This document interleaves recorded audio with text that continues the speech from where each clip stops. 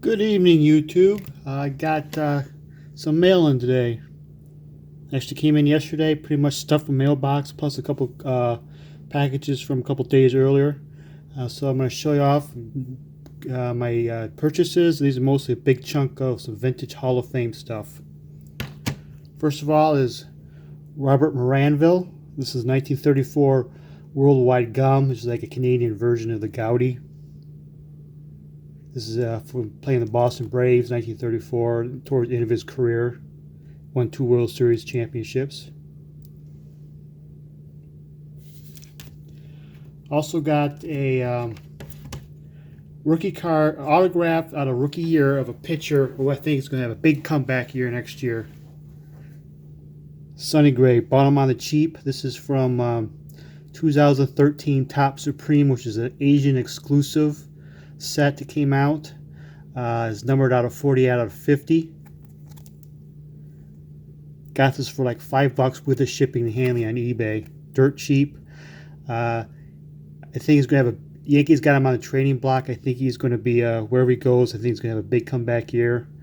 If you look at his splits from last year with the Yankees, home at Yankee Stadium, his ERA was like pushing 6 or so.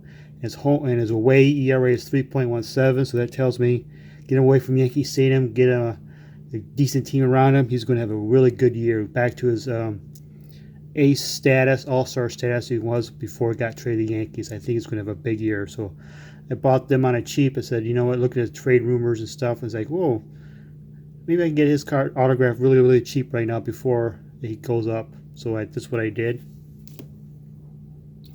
Small COM-C order I got. Looking through the Beckett, I know, so 1990s, and start looking around, and so notice there's a Juan Soto Select rookie card. I'm not sure what exactly packages out of, what Panini. Panini is confusing with all their sets and packages. I don't know what the heck's going on half the time. But I bought this on COMC for like $2 or so.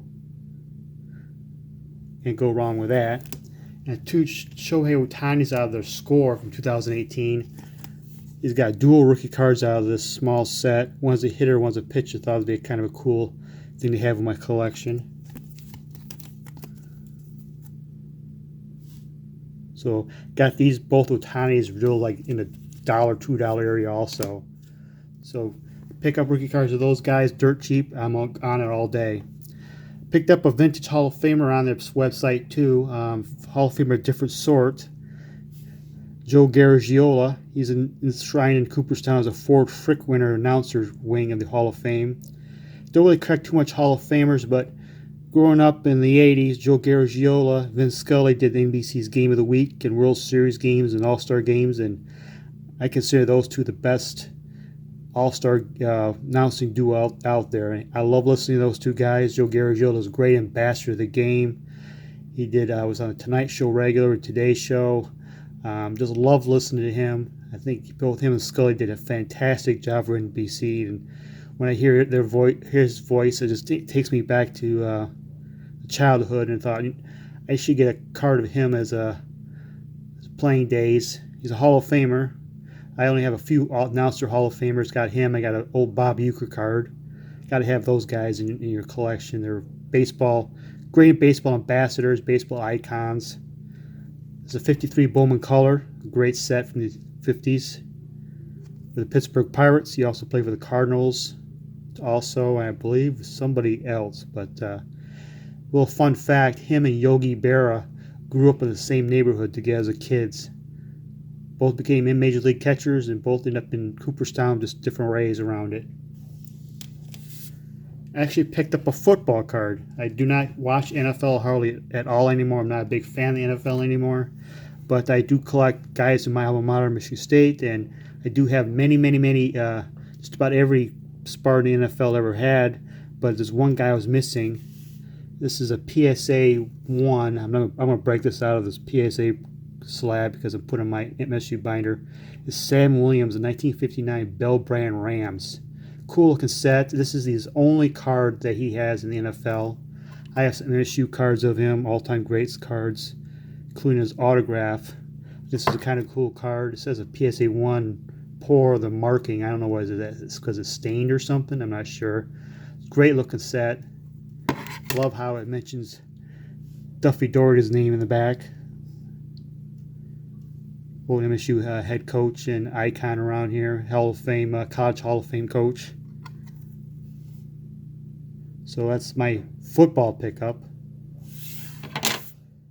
Getting into the slabbed Hall of Famer, Earl Averell, 1940 play ball. PSA 3.5. I think it's nice cut, pretty good shape. The only thing it's got rounding corners, pretty well centered. He is listed with the Detroit Tigers. This adds to my Tiger Hall of Fame collection. I'm trying to get all the Tigers Hall of Famers in their playing days as much as I can. I don't know if I'm going to ever get Ty Cobb or not. But I'll give it an effort. Give the old college try.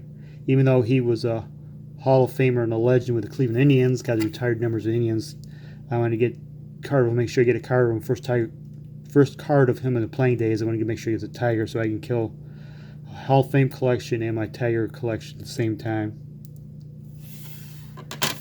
A vintage oddball card I picked up of the Fordham Flash. This is the Diamond Matchbook cards, 1935-36 or so.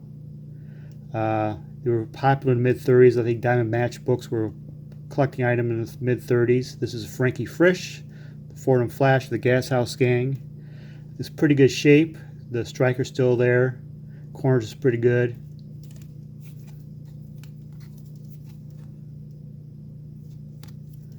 Kind of a cool oddball. These things are pretty cool little pieces of collectibles from the mid-30s. Have many Hall of Famers can get pretty cheap. Unfortunately, the big name Hall of Famers of the day, like Babe Ruth, Lou Gehrig, Hank Greenberg, Jimmy Fox, are not part of these sets. But Frankie Frisch is, Dizzy Dean, Ernie Lombardi, Billy Herman, a few other Hall of Famers. I can't think of the top of my head are in the sets. So if you want to pick up a Hall of Famer in the mid-30s, it's kind of pretty reasonable, affordable. You might have to take a look at these. Also picked up 1935 Diamond Star Iain Manoosh, 3.5, while the Washington Senators. He's also a Detroit Tiger, but I don't think he has a Tiger card from his playing days. Been picking up a lot of these Diamond Stars. I kind of like them. It's kind of cool. Gives you baseball tidbits for the youngsters, how to play the game and stuff like that. Iain Manoosh of the Washington Senators. This is the W on sleeve variation.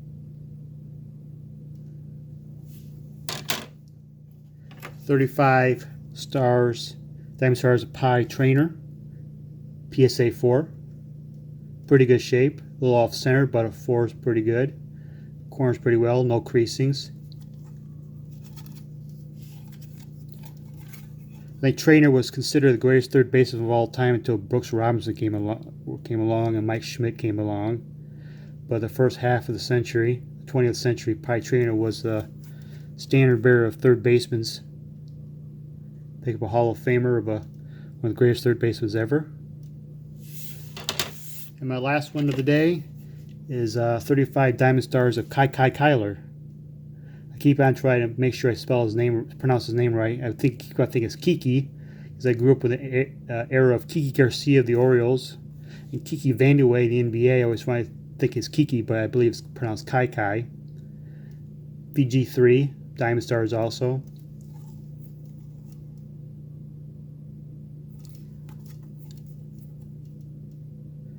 There you have it. That's my recent, that's my mailbox from yesterday. I got a couple more coming in today. That'll be in my next video because I don't want to throw all in one video. Big chunk off my Hall of Famers, and thank you and have a good night.